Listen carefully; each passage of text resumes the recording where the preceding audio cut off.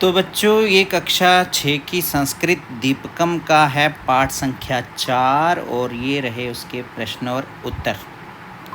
तो चलिए प्रश्न और उत्तर हम करते हैं इसके, है ना। तो यहाँ पर पहला प्रश्न है पट्टिकातः, पट्टिका से ये जो आपको दिख रही है ये पट्टिका है। शिष्टाचारस्य पदानि चित्वा लिखन्तु, शिष्टाचार के शब्दों को चुन करके लिखो। यहाँ पर मैंने गिने ये शब्द हैं 26। कितने शब्द हैं? 26। और यहाँ पर आप देखेंगे नीचे में है आपके सिर्फ़ और सिर्फ 16 स्थान हैं। यहाँ 16 हैं, ओनली 16 हैं। तो इन 16 में आपको जो शिष्टाचार के ये जो शब्द हैं इनमें से चुन के भरने हैं कि शिष्टाचार वाले कौन कौन से शब्द हैं। तो मैं आपको यहाँ पर सर्कल करा देता हूँ कि शिष्टाचार वाले कौन से शब्द हैं, तो आप उनको लिख देना।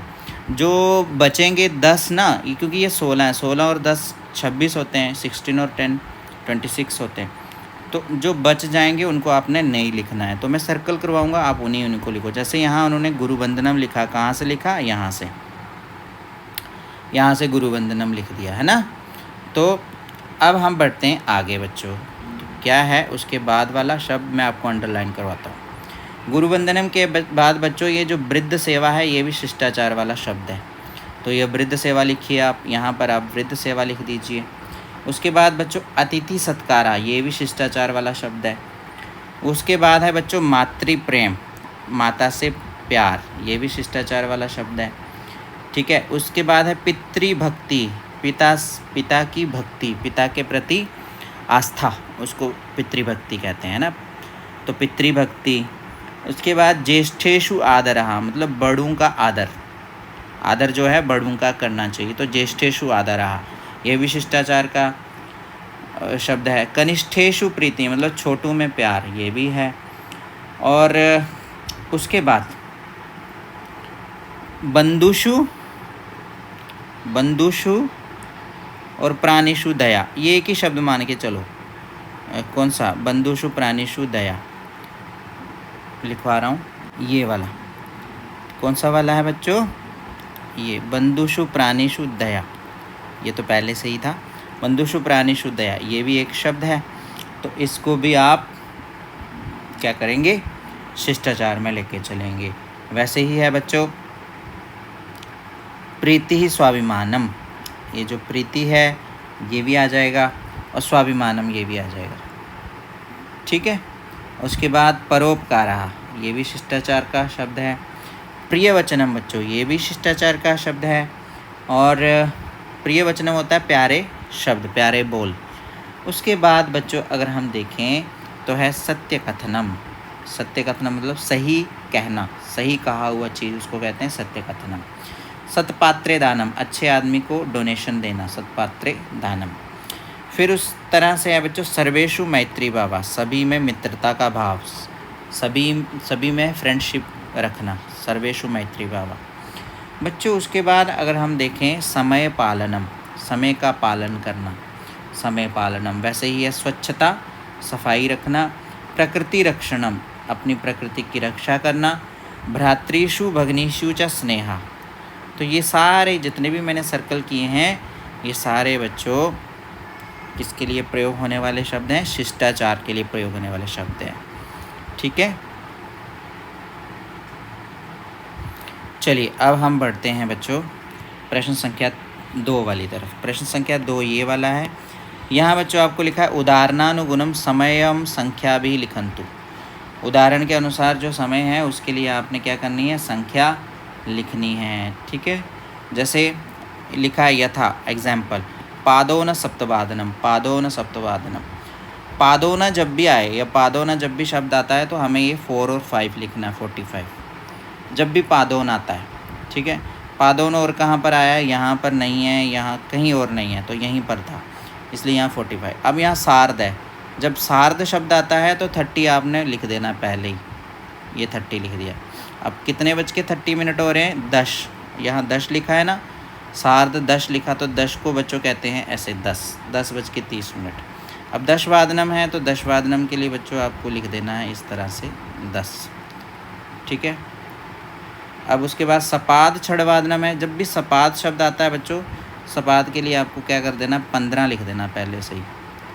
ठीक है। सपाद षड है, छड़ मतलब 6:15 हो रहे हैं। अब सार्ध आया ना, फिर से सार्ध के लिए मैंने आपको पहले कहा 30 लिख दो यहाँ पर, और उससे पहले आपको चतुर्वादनम लिखना तो 4 लिख दो यहाँ पर, 4:30। अब पादोना आया, पादोना के लिए पहले कहा था मैंने आपको 45 लिखना है, और एकादश मतलब 11:45। ये सब उत्तर हो गए आपके। अब है प्रश्न संख्या बच्चों 3। अब यहाँ पर जैसे लिखा था उसका उलट है। यहाँ पर 6 बजेंगे तो 6 को बोलेंगे छड़वादनम, 12 बजेंगे तो 12 को बोलेंगे बच्चों द्वादश, 12 को बोलेंगे, और वादनम लिख देना आपने साथ में, द्वादश वादनम, ठीक है। अब बच्चों यहाँ 30 लिखा हुआ है, 30 के लिए मैंने आपको पहले कहा था सार्ध शब्द का प्रयोग होता है, तो आप लिख दीजिए सार्ध, और 5 है ना, तो 5 को लिखेंगे पंच, सार्ध पंच। वादनम तो लिखना ही लिखना है, क्योंकि जब घड़ी की बात आती है, क्लॉक की बात आती है, तो वादनम लिखना ही है। अब यहाँ 45 आ रहा है बच्चों, तो 45 के लिए मैंने क्या कहा था आपको, एक शब्द का प्रयोग करना, वो है पादोन, है ना, पादोन। तो पादोन छड़, साथ में क्या है छड़ वादनम। गिनती के लिए जो शे होता है उसको षष्ठ भी बोल सकते हैं, हम छठ भी बोलते हैं, लेकिन जब घड़ी की बात आती है तो छड़ ही बोलना है, पादोन छड़ वादनम। यहाँ फिर भी 45 है, तो यहाँ पर भी पादोन लिखना है, पादोन, लेकिन यहाँ जो संख्या है वो 9 भी है, तो नव वादनम, पादोन नव वादनम। उसी तरह से है बच्चों 11:30। 30 के लिए क्या हो जाएगा, सार्ध हो जाएगा, तो 11 को क्या बोलेंगे, एकादश, सार्ध एकादश वादनम, ठीक है। तो ये हो गया हमारा प्रश्न संख्या 3। अब बढ़ते हैं हम प्रश्न संख्या 4 की तरफ। तो लिखा है बच्चों सह सार्ध, देखो पहले लिखा उदाहरणानुगुणम प्रश्न निर्माणम कुर्वन्तु, उदाहरण के अनुसार प्रश्न निर्माण करो। प्रश्न निर्माण के लिए प्रश्न चिन्ह यहाँ पहले से ही लगा हुआ है ना, तो प्रश्न बनाना आपने। जैसे लिखा है सा सार्ध सप्तवादने अध्ययनम करोति, वह 7:30 बजे पढ़ता है। तो सा कदा अध्ययनम करोति, वह कब अध्ययन करता है, तो वह सा सार्ध सप्तवादने। सा सपाद नववादने विद्यालयम गच्छति, तो आप यहाँ पर लिखेंगे सा कदा विद्यालयम गच्छति। जब टाइम की बात आती है तो कदा लिखना पड़ता है, सा कदा विद्यालयम गच्छति, ठीक है। वह कब विद्यालय, बाकी सब वही लिखना, बस कदा आ जाएगा, समय की जगह पर क्या आ जाएगा, कदा। वैसे लिखा है सतीशा सार्ध द्वादशवादने भोजनम करोति, तो आपको यहाँ लिखना है सतीशा कदा भोजनम करोति, ठीक है। समय की जगह पर क्या आ जाएगा, कदा, सतीशा कदा भोजनम करोति, ठीक है। ये स्पेलिंग तो यहाँ लिखे ही हुए। लिखा यानम पंचवादने आगच्छति, गाड़ी 5 बजे आ रही है, तो यानम कदा, समय की जगह पर क्या आ जाएगा, पंचवादने की जगह पर आ जाएगा कदा, ठीक है। कदा आगच्छति, यानम कदा आगच्छति, समझ में आया। अब है बच्चों गोपाला छड़वादने गोदोहनम करोति, गोपाल जो है 6 बजे, ये जो छड़वादनम है इसकी जगह पे क्या आ जाएगा, कदा आ जाएगा, ठीक है। गोपाला कदा गोदोहनम। अब आप समझ गए होंगे, समय की जगह पर आपको क्या लगा देना, सब जगह कदा लगा देना है। ये हो गया आपके सब उत्तर। खुद भी किया करो थोड़ा थोड़ा, इसलिए मैं 1-2 छोड़ दूँ तो नाराज मत होना। वैसे लिखा है स्वास्थ्य दिनचर्याम सरल वाक्य लिखन्तु, अपनी जो डेली लाइफ है उसको सरल वाक्यों में लिखो। अब मतलब आपको वाक्य लिखना थोड़े थोड़े आने लग गए होंगे, इसलिए आपको जो है वो क्या कर दिया है, आपको खुद अपने तरीके से वाक्य लिखने के लिए बोल दिया गया है, लेकिन मैं आपकी मदद करूँगा। जैसे लिखा है अहम प्रातः छड़वादने उत्तिष्ठामि, मैं सुबह 6 बजे उठता हूँ, ये पहला वाक्य हो गया। तो उसके बाद आप ऐसे लिख सकते हैं, अहम तो अहम लिखेंगे ही ना, क्योंकि मेरी बात हो रही है स्वस्य अपनी। अहम छड़वादने मैं 6 बजे, अहम छड़वादने मैं 6 बजे उद्यानम गच्छामि, उद्यानम क्या होता है, बगीचा, उद्यानम गच्छामि, आधा छा आमी गच्छामि, अहम छड़वादने उद्यानम गच्छामि। अब उसके बाद क्या लिख सकते हैं हम, अहम सार्ध छड़वादने स्नानादिकम करोमि, अहम सार्ध छड़वादने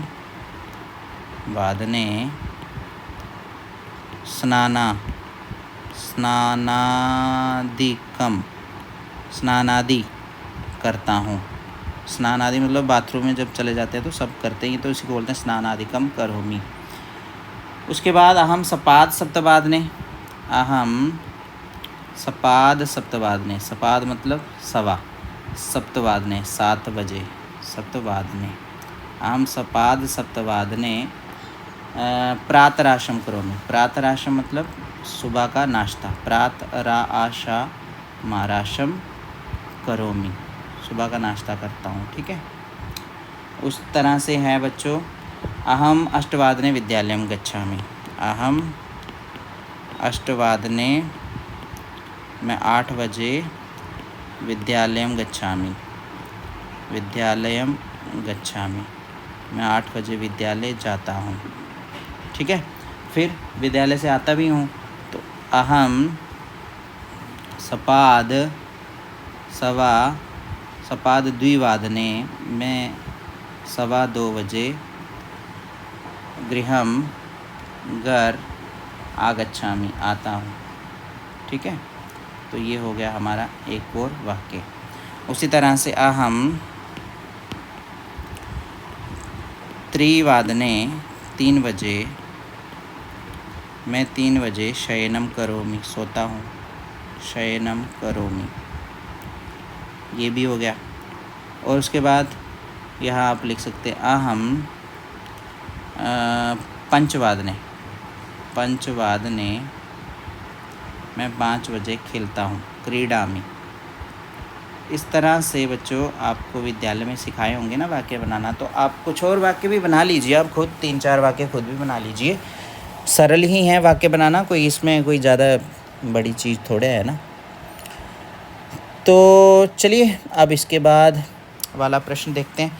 लिखा वाक्यों में शिष्टाचार पदम योजयन्तु। ये जो वाक्य हैं नीचे दिए हुए हैं, इनमें शिष्टाचार वाले शब्दों को आपने यहाँ से चुन के लिखना है। ये जो सारे उदाहरण हैं, यहाँ जो पट्टिका दी हुई है इसमें से चुन के लिखना है। जैसे एक लिख दिया, यथा मतलब एग्जाम्पल, युवका माता पितरों सेवाम करोति, ये जो सेवाम है ना यहाँ से लिया गया। अब ऐसे यसा दुर्बला नाम डैश करोति, वह जो दुर्बल हैं मतलब जो कमज़ोर हैं उनका करता है, उनकी या करता है, क्या कर सकता है उनकी, तो सहायता करता होगा तो हो जाएगा सा आ हा आ, एक या आधा वाला, एक पूरा वाला और बिंदी, साहाय्यम करोति। सर्वेषु प्राणिषु दया भावः, सभी प्राणियों में दया का भाव हो। सर्वे छात्राः पाठशालायाः डैश कुर्वन्तु, पाठशाला के नियमों का पालन करो, नियम पालनम लिखा है ना ऊपर में, नियम पालनम, कहाँ लिखा नियम पालनम, ये लिखा नियम पालनम। स्वयं सर्वे अतिथीनाम डैश कुर्मा, हम सभी अतिथियों का डैश करते हैं, क्या करते हैं, सत्कार करते हैं। तो आप लिखिए यहाँ पर सत्कारम कुर्मः, सत्कारम कुर्मः, यहाँ लिखा है ये सत्कारम। परस्परम छात्रेषु डैश भवतु, एक दूसरे छात्र में एक दूसरे के लिए क्या हो, मैत्री भाव हो। मैत्री भाव मतलब फ्रेंडशिप वाली फीलिंग, उसको बोलते हैं मैत्री भावः, मैत्री भावः भवतु। हो गया प्रश्न संख्या 6 भी आपका, इतना सरल जो है। अब योग्यता विस्तार है बच्चों, योग्यता विस्तार तो आप खुद ही पढ़िए क्योंकि ये परीक्षा के लिहाज से नहीं है। ठीक है, वैसे प्रोजेक्ट वर्क है, ये आपको सर बता देंगे क्लास में कि प्रोजेक्ट क्या है आपका। जैसे आपको अगर सहायता चाहिए प्रोजेक्ट में तो मैं आपको बताऊंगा, जाके कमेंट बॉक्स में करो तो आपको प्रोजेक्ट पर भी बता दूंगा। ऐसे लिखा है कि आपको एक चार्ट पेपर लेना, उसमें घड़ियों के चित्र को बनाना है, अलग अलग घड़ी बनानी है ऐसे अलग अलग चार्ट पेपर पे। तेषु विविधान रंगान पूरे, तो उनमें अलग अलग रंगों से आप अलग अलग घड़ी बनाओ। फिर संस्कृत से समय जो है वो लिखो। वैसे लिखा है माता पित्रा सह चर्चाम कृत्वा, अपने मम्मी और पिता के साथ चर्चा करके अपने दिनचर्या संस्कृत में लिखो। शिष्टाचार के विषय में 5 श्लोकों का संग्रह करो और याद करो। तो इस तरह से 65 नंबर पेज पे हो जाता है हमारा पाठ संख्या 4 समाप्त। इसके बाद जो पंचम पाठ है उसकी वीडियो लेके मैं अभी आ रहा हूँ थोड़ी देर तक। तो आप क्या कीजिए, 4 पाठों के प्रश्नोत्तर अच्छे से पहले लिख लो, याद कर लो, समझ लो।